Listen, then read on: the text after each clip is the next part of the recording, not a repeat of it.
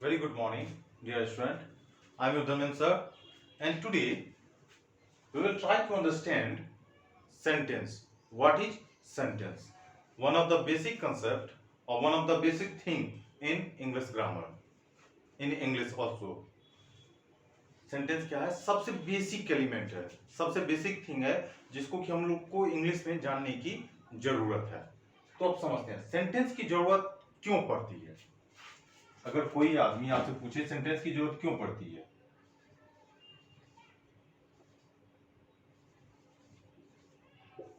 Language language के बारे में जानते होंगे। लैंग्वेज क्या है? एक भाषा है जिसके सहायता से हम लोग क्या करते हैं, अपने जो थॉट होते हैं, फीलिंग होते हैं, उसको हम लोग क्या करते हैं, दूसरे तक ट्रांसफर करते हैं। और ये जो लैंग्वेज को ट्रांसफर करने की बात होती है वो किसके हेल्प से होती है? सेंटेंस की मदद से होती है। मीन्स लैंग्वेज को हम क्या कहते हैं? ये एक आपका क्या है? What is this? This one is your sign and gesture कहा जा सकता है। इसको और क्या कह सकते हैं? Medium of communication.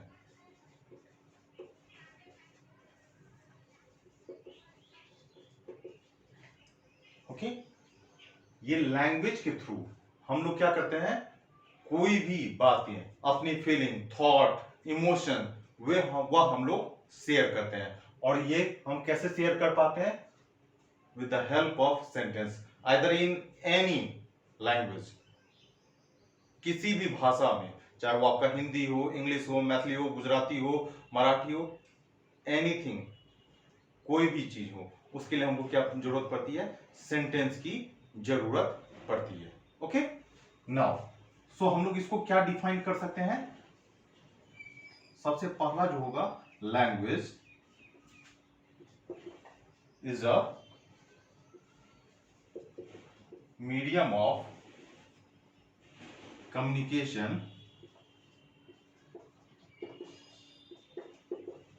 by which we can share our gesture and emotion.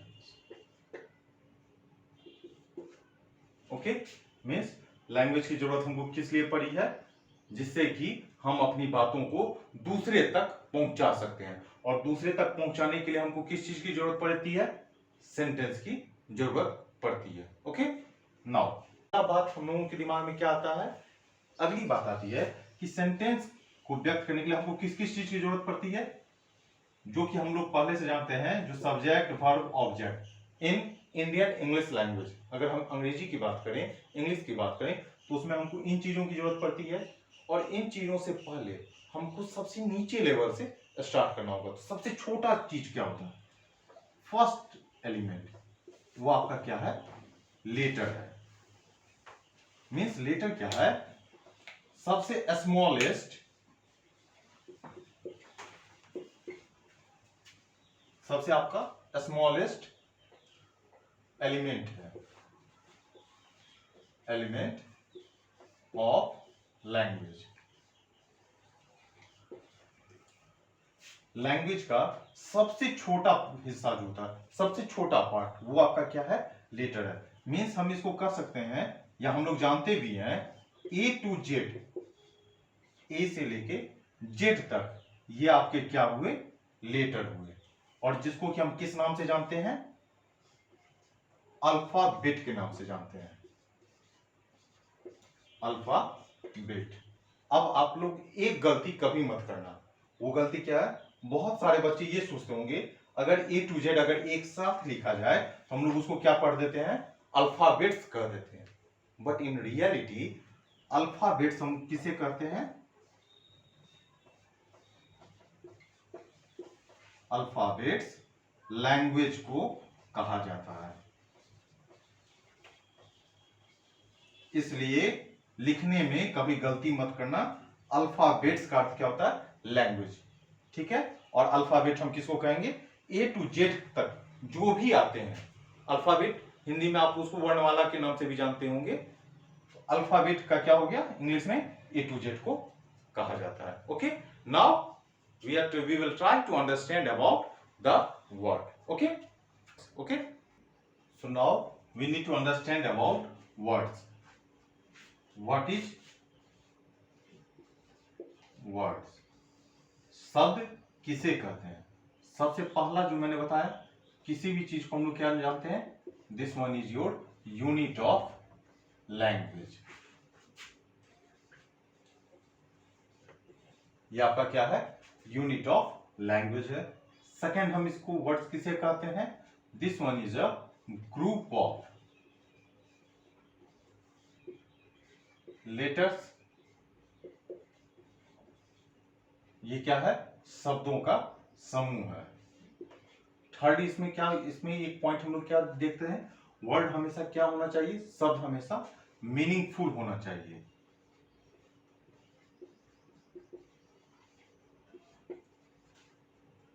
Now you are in a position to determine about what is word. अब आप लोग समझ सकते हैं कि वर्ड्स हम लोग किसको कहते हैं। वर्ड्स किसको कहेंगे, सबसे पहला काम क्या है, this one is a unit of language which is made of group of words and must be meaningful. Okay, now you can define it through a definition that is, word is a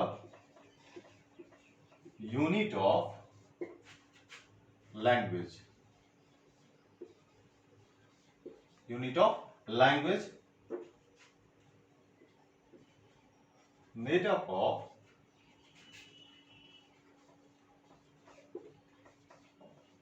group of letters and must be meaningful.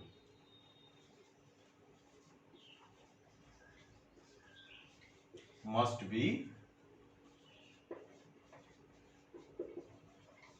meaningful. We will try to understand through an example. अब आप लोग एक चीज समझो, CAT, cat. Cat का जैसे ही नाम लिया जाता है तो आपके दिमाग में एक पिक्चर आ जाती होगी, किसकी, तो एक बिल्ली की।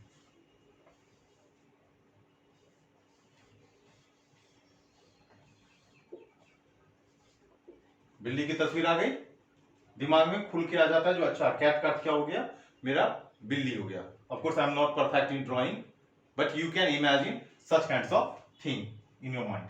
लेकिन अगर यही शब्द अगर आपके पास ATC के रूप में लिखा हुआ है तो क्या इसका कोई अर्थ आपके दिमाग में आता है, नहीं आता है। आपने तो ये समझ गया, ATC भी क्या है आपका, यूनिट ऑफ लैंग्वेज भी हो गया, ग्रुप ऑफ लेटर्स भी हो गए, लेकिन ये क्या है, मीनिंगफुल नहीं है। जबकि कैट में क्या है, ये यूनिट ऑफ लैंग्वेज भी हो गया, साथ में ग्रुप ऑफ लेटर्स भी हो गया और मीनिंगफुल भी हो गया। But in some certain circumstances, कुछ जगहों पर अकेला जो आपका लेटर है वो भी शब्द का निर्माण करता है। फॉर एन एग्जाम्पल, अगर आप जानते भी होंगे, ए किस चीज को रिप्रेजेंट करता है, एनीवन को। ये ए जो है ये अकेला में भी एक शब्द है। Okay, now we will try to understand about the sentence. What is sentence?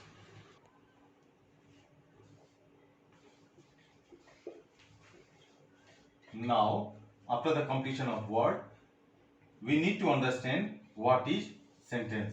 Sentence क्या होता है? आपने ये देख लिया, लेटर से क्या बने, शब्द बन गए। जब ग्रुप ऑफ लेटर्स मिल जाते हैं तो क्या बन गए, वर्ड्स बन गए। अब जब सेंटेंस होगा तो ये क्या होगा आपका, ग्रुप ऑफ वर्ड्स होंगे। क्लियर? सेकेंड पॉइंट, एक सेंटेंस होने के लिए आपको क्या होना चाहिए, डेफिनिट ऑर्डर होना कंपलसरी है। Means in Indian language, in Indian English, normally you will find subject plus verb plus object and that one reflects definite order. Second point क्या, थर्ड पॉइंट क्या होना चाहिए, must have a punctuation mark. Punctuation mark. एक sentence होने के लिए आपका तीसरा एलिमेंट क्या कंपलसरी है कि पंचुएशन मार्क होने चाहिए। Punctuation mark means full stop, comma, they all are known as punctuation mark, means sign of interrogation, exclamation mark, they all are your punctuation mark. इसके बिना अगर एक सेंटेंस में आपका ये साइन नॉट है तो भी आपका सेंटेंस क्या माना जाता है, इनकम्प्लीट माना जाता है और गलत माना जाता है। थर्ड पॉइंट क्या होना है, fourth point, must start with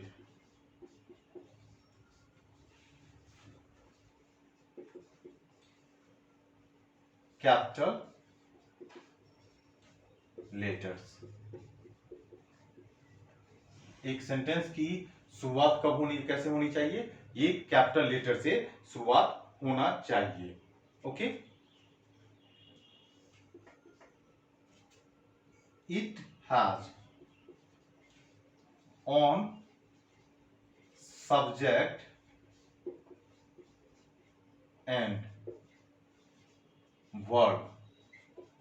एक सेंटेंस के पास अपना सब्जेक्ट होता है और अपना वर्ब भी होता है। क्लियर है? And the last one, complete sense.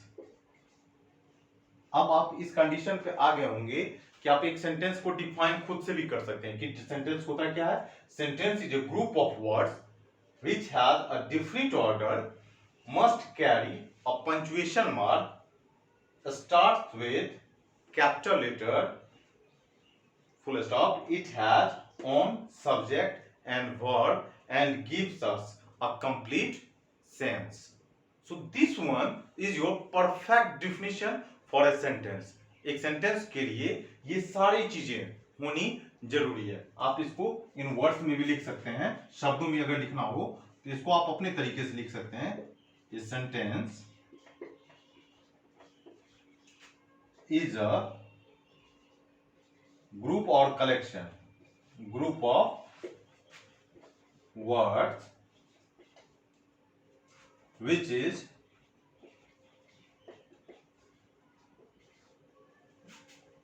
in a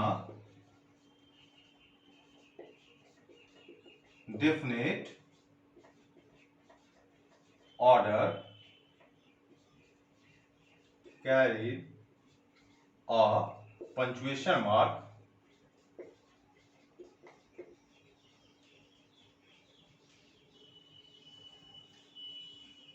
it must start with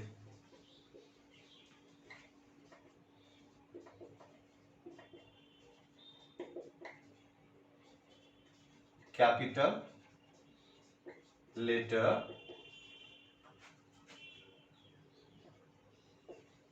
have their on subject and verb by which it delivers a complete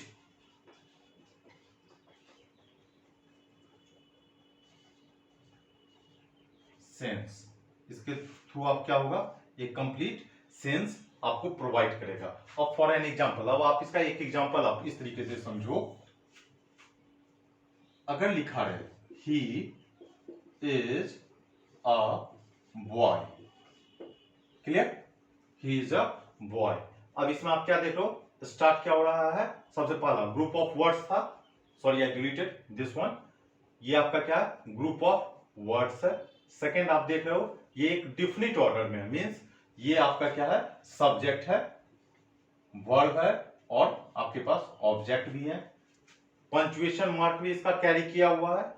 must start with capital letter, capital letter से ये start भी हो चुका है।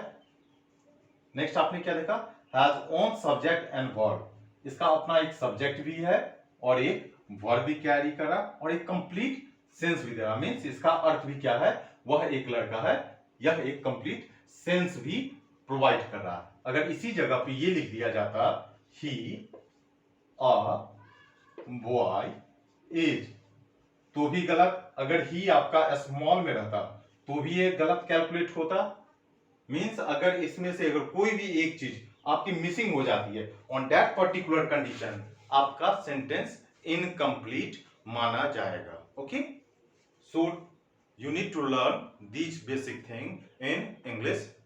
In next video I will discuss about the parts of subject. Subject में क्या क्या चीज होते हैं, जस्ट लाइक जैसे सब आपका सब्जेक्ट प्रीडिकेट, सेंटेंस में सब्जेक्ट और प्रीडिकेट होते हैं, उस सब चीजों के बारे में हम लोग जानेंगे। Okay, thank you.